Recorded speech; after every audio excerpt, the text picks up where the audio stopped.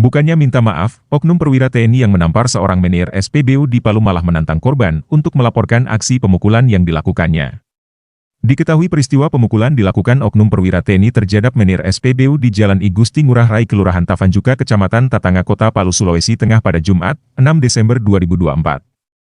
Insiden ini terjadi setelah oknum aparat itu ditolak mengisi Pertalite untuk kendaraan pribadinya karena tidak memiliki barcode My Pertamina. Insiden ini pun terekam CCTV dan viral di media sosial. Berdasarkan rekaman video CCTV milik SPBU, pelaku menampar telinga bagian kanan korban sebanyak 1 kali.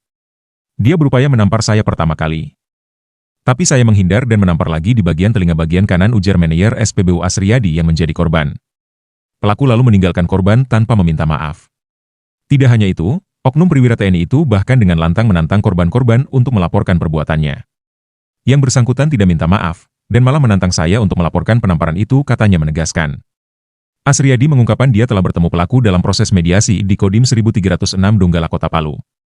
Namun, dia sebagai korban tidak bisa berdamai dan siap menempuh jalur hukum.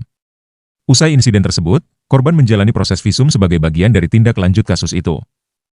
Saya sudah ke Denpom 13.2 Palu untuk melapor. Namun diarahkan untuk membuat surat keterangan berobat, sebagai dasar untuk visum dan membuat laporan tuturnya. Kronologi kejadian diceritakan korban Asriyadi, awalnya oknum TNI berpakaian seragam lengkap itu meminta diisikan 5 liter Pertalite untuk kendaraan pribadinya. Petugas SPBU menolak karena oknum itu tidak memiliki barcode Pertamina. Korban menawarkan diri untuk bantu mendaftarkan aplikasi My Pertamina. Namun, oknum aparat itu tidak mau dan tetap meminta kendaraannya untuk diisi Pertalite. Saya sudah meminta maaf kalau kebijakan itu tidak bisa dibantu karena sudah ada di sistem, ujarnya. Saat itu insiden pemukulan itu terjadi. Pelaku lantas pergi dan menantang korban untuk melaporkannya. Sementara itu, Kapenrem 132 Tadulako Mayor Infantri Iko Power memastikan kasus itu melalui proses hukum di internalnya. Dia menjelaskan, pelaku langsung diperiksa usai video peristiwa beredar di WhatsApp dan media sosial. Pemeriksaan untuk menggali informasi dari kedua belah pihak sekaligus menetapkan sanksi bagi pelaku. Iko Power belum mau membeberkan hasil pemeriksaan. Namun dia menyebut perbuatan personelnya itu menyalahi aturan. Apalagi saat kejadian, pelaku mengenakan seragam.